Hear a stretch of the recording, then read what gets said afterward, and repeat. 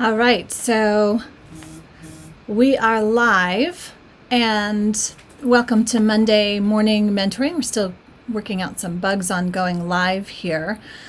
Today we're going to talk about leading during times of crisis and emergencies. And this is a little bit different on what I was planning to do because of the emergency situation that occurred in our lives this past week. And so it really was an opportunity to learn for myself to lead better, and I think that you'll find this very insightful. If you are not a subscriber, make sure you do subscribe, like the channel, so that you can get notified when we do go live and get some mentoring tips and support on how you can lead a business and a life that you love. I'm Stefana Johnson, and we're going to talk about the concepts that I love to talk about is leading ourselves first, leading a life that we love, and how that comes about in my world, and what I teach and work with my clients on is really about leading from the inside out. What that means is that we connect with our powerhouse. I describe that in other videos, so I won't go into that. But today, let's really talk about this idea around any situation that would be categorized as a crisis or an emergency situation. So if you find yourself in a situation that is an emergency or a potential emergency, is a crisis, there used to be a very clear delineation in our bodies and in our minds between crisis and emergencies. But we live in this high stress state on a regular basis because we're checking our phone. And so then there's part of our brain that's constantly in that higher awareness, higher alert factor. And then we also maybe practice or have things in our lives that are stressful generally. So we might have our baseline as generally in stress mode. Now we know that takes its toll. So that's a whole other video. It's what I work with my clients on, is like, we've got to bring that level down. But the fact of the matter is, when we do have genuine emergencies, genuine crisis, life or death situations, how do you respond? How do you operate? What kicks in? Is it optimal? And is it going to get you the best outcome for you, for your team, for your situation? So that's what we're going to talk about today. That's my focus. And I have some notes that I've taken from this recent experience that I think you'll appreciate. So the first thing that I noticed when I want to avoid giving you too many personal details because I don't want to talk about another person without their permission. And so I will just leave out those details. But suffice it to say, a close family member was having a health situation that I observed was probably a situation, and I was scared. So I had a definite response in myself. Mentally, I was worried. And the dynamic is that I second-guessed myself, and I second-guessed myself a lot with this individual because of the dynamic of the relationship. So I think that happens to many of us, especially as leaders, especially if we've worked in a company or in a situation, or worked with people, and we've maybe come up with things like that. So then we've adopted a certain policy of how we operate within that framework with a person or with a team or with a group. And so I think that diminishes our ability to make and to lead correctly. So I want to clear that up, and this is what I am using for myself on a tool, and I recognized when I just took this into my morning sit and evaluated, as like, okay, how could I have better handled things? How could I have better resolved this? And it brought up A Course in Miracles, which I love, this concept this one concept as a takeaway. So you don't have to go read the Course in Miracles unless you want to. But the biggest thing is it doesn't mean what I think it means. It doesn't mean what I imagine it to mean. It doesn't mean what he's imagining it to mean. It doesn't mean what she thinks it means. Now, with that, what that allows for is for me at least, I believe that we can then come into the present moment again. And that's really what we have to do with any situation, is we have to come back to the now, right? Power of now, come back to the present, be here now. And when you are in the present, in the now, there's a lot less you have to focus on. So you're present and you can focus, and that's really key. So being present, being here now, you then can focus. It's not that you tune everything else out, but sometimes you have to, especially in an emergency situation. So with that piece, we look at, do we need to say, it doesn't mean what I think it means, because our reptilian mind or our minds will sometimes go into this spin. If like I definitely started second guessing myself. That was not helping me, and it was slowing down my reaction time, my response time, right? We talked about that, getting that gap spread between the stimulus and response, so that we can come to the present, assess the situation, see what's really going on, make the evaluation with correct data, and then take action. So that's really an important piece of the puzzle. So we want to have this idea and the tools to be able to go, yeah, it doesn't mean what I think it means. It doesn't mean what I'm imagining it to mean.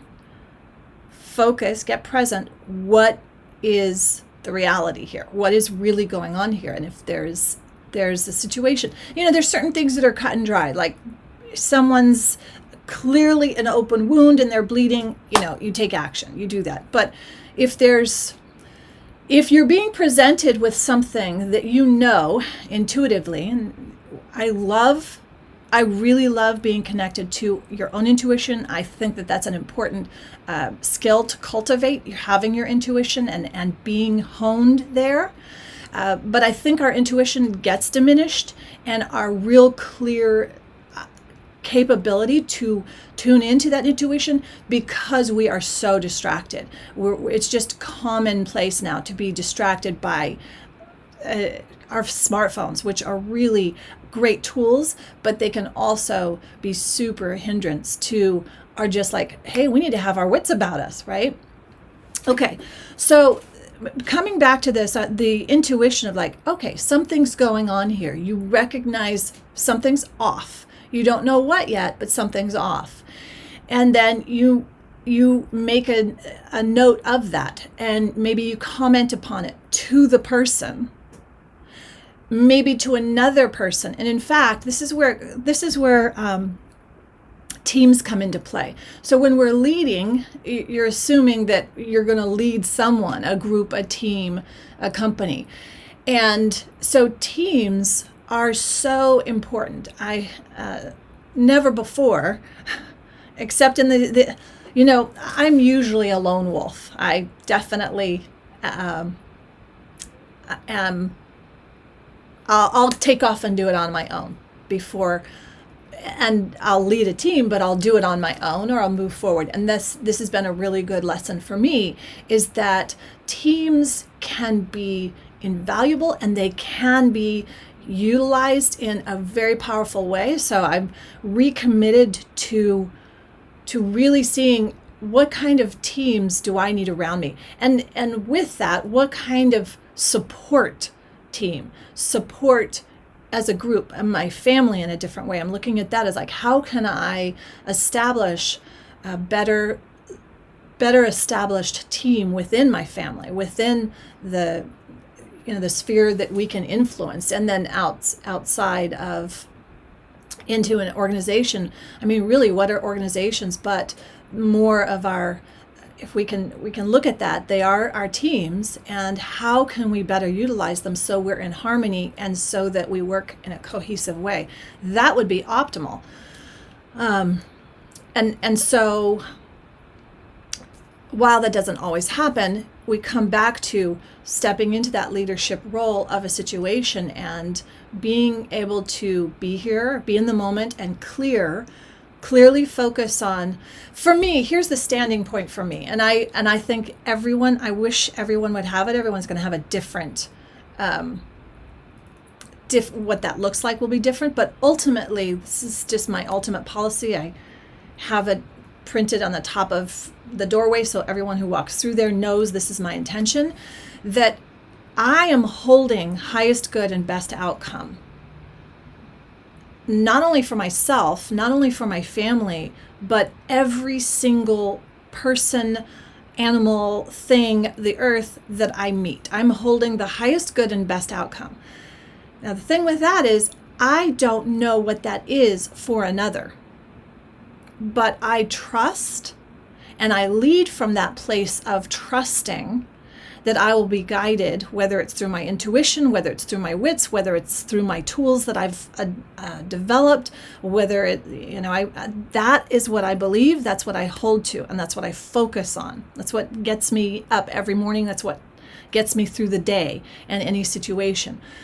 And I think that we can all cultivate that, and I think that it would be very beneficial for all of us to cultivate that sense of what is the highest good and best outcome. And when we're in a group situation, we want to look at for the whole, right? What's the highest good and best outcome for the whole? And then we can really focus a little bit better instead of, these old ideas of, well, it's the bottom line. And I know there's still a lot of that. I still work with companies who they don't care about the highest good and the best outcome. They only care for that bottom line. But they wouldn't have brought me on if they didn't have that underlying. So I always pull it back to, okay, I get that. And how can we create this where there's harmony in that? Because ultimately, in the long run, we're all in this together. Nobody's getting out without all of us getting out together, right? And so it comes back to, we have to look from that place and lead from that place. And that's what I'm talking about. That's what powerhouse is. That's what your powerhouse is as a leader. That's what true success is in my book. So if you're listening to me and you're watching this, then that must resonate with you, and awesome. Let's see how we can optimize that. So the next piece is evaluating data. So during the situation, with the highest trained people that were available at that time within my sphere of control and how I could implement this emergency situation, I had the most competent team I could have around me. And within that, there was still situations going on. And so what had to happen is data had to be evaluated. And I had to specifically step up and step on some toes to get more data and get all the data. And luckily, there were amazing, competent people, and that's huge. If you have people who are not in alignment with what's going on, and there's constant pushback, at some point you have to decide if you're going and you need to get to the mountain, to the top of the mountain, and you're moving through this, and you've got barking dogs pulling at your feet, and you've got a rattlesnake getting ready to strike. You're going to have to annihilate or stop that. You're going to have to get them out of the way, and you have to make that decision to eliminate obstacles as quickly as possible, or have team members eliminate those obstacles and do what you have to do. Now, I'm giving that as an analogy there, but who knows in that individual situation for you with an emergency or with a crisis, what those obstacles are going to be. But I think it's pretty inevitable that sooner or later some kind of obstacle is going to come up, and you have to have your wits about you. That's being present, being focused, and evaluating the data, and evaluating it against this what's really there, not evaluating it against some false idea or making it mean something. Well, it means this, and we shouldn't do this. You have to have this really clear path and hierarchy of being able to evaluate clearly the data. So that would possibly look like, let's get the facts. Let's weigh those facts. What's the outcome potential? And you get as much data. This is probably what a general does. I'm not a general. I haven't done that, but read some of the biographies and you see the top generals, the top Navy SEALs. There's some great books out with some Navy SEALs who have come back from missions and write their biographies and talk about how they're in a crisis situation all the time and they have new data that they have to evaluate, even though they have a plan. And they've spent a lot of time coming up with a plan, they still have to evaluate incoming data as quickly as possible and then operate and make decisions very quickly. So we need to be able to do that. And even though it's not happening every day or it's a regular basis, we need to know how to step into that space really quickly. And the most valuable thing that it comes back to, even after experiencing for the last pretty much 72 hours of this crisis, is it comes back to the tool of meditation. And I know I preach about it, but here's the thing. If we don't shut down and shut off these phones and make the time and the space to get quiet, to get silent, we're not going to be able to recover and restore and reconnect to our inner powerhouse, to this powerhouse, to the physical powerhouse, and do what is absolutely vital and necessary in cases of emergency and crisis. So we have to look and be able to evaluate that information and data with what we have, not based off of these patterns of that high level stress that we generally have. So we just have to come back into that balance. So there's lots to this, but really what it comes back down to are these 4 points that I'm going to reiterate here. It doesn't mean what you think it means. It doesn't mean what we think it means. That's the starting point. And really what that comes down to is that when you're faced with it in any situation and you feel like, oh, you're scared, you're not sure what to do, our brains can make it mean something that it doesn't mean. And that's a really important piece of awareness that we have to have of, wait a minute, it doesn't mean what I think it means. Okay, so let me give you an example here. Let's say, at 8:30, it's going to be 8:30. If I make it mean, oh my gosh, it's going to be 8:30 and I have to be out in the car, my kids have to be over there, and I can make it mean something really stressful or really bad, right? Or it's just 8:30. That's data, that's information that we have. Or I can make it mean something good, or I can make it mean something. And so my point is, it's just 8:30. And so let me just click that here. It's not just 8:30. It's 8:30. Not just, okay, or someone's, okay, there's a situation. There's a situation. It's not, oh my God, there's a situation. And so that's my lesson that I've had to really work on, because I did initially go into this making it mean something, and it took me way off my game. It completely diminished my own internal sense of power. And by the time I sorted that out, I mean, it was just, I'm definitely the kind of person, and I teach this as I think this is really important for all of us to get, is that we have to, when we're finished with a situation, I like doing it at the end of every day, evaluate, how did things go? Did it go the way you wanted it to go? Could you have done better? I mean, I'm asking myself these questions every night. I end my day. Okay, what is there still to be done? What did I do right today? What's there still to be done? That type of thing.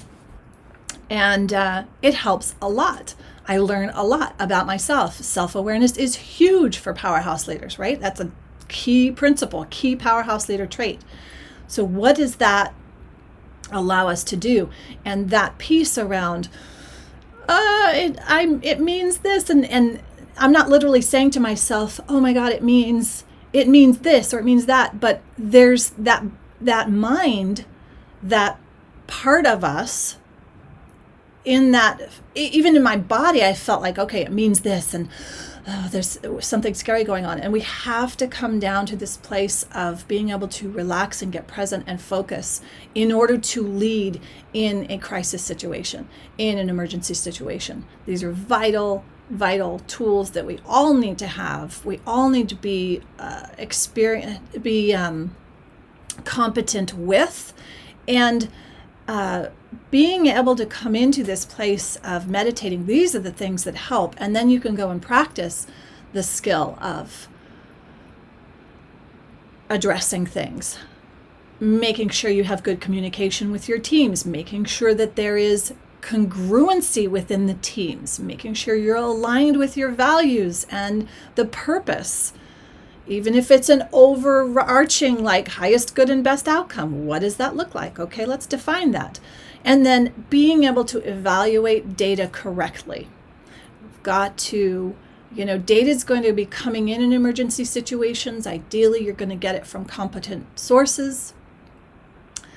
But you also have to be able to evaluate the data, evaluate it quickly without having it, oh my God, it means this, oh my God, it means that. It's like, nope, we do have to remove and rise above that undertow, that deep emotional frenzy undertow that will pull us under. And I'm saying this not as preachy so much as really personal experience. I could have definitely handled things in a much better way. I'm really proud of myself of how it ended up. But in terms of being able to address things, I was able to correct things very quickly because I am self-aware. And I think that as a leader, as leaders in this time, in this space, in this age that we live in, as powerhouse leaders, folks, we've got to step up. We've got to take the actions, because there's a lot of dumbing us down that's been done for generations, for years, decades now, and we have to step up. We have to come back up to this place, and that means taking personal responsibility. So doing the things that you have to do to get reconnected to your powerhouse, your physical powerhouse, keeping it vibrant and healthy, keeping the power on, getting that mental powerhouse on, and keeping it primed and optimized. So, all right, I'm Stefana Johnson. Thanks for being here. This is going to go up on Your Holistic Mentor. That's my blog, and it'll be on the YouTube channel. So if you're watching this on the YouTube channel, make sure you like and subscribe. Comment below. Let me know if you have something you want to discuss, or if you have something that you want to share. I'd love to hear your feedback.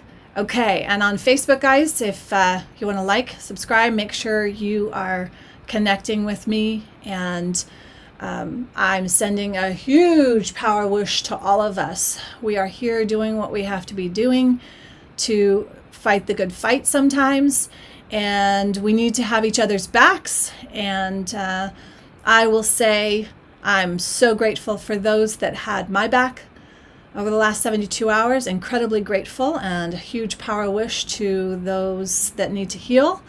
And so let's do this. Happy Monday, everybody. Okay, bye.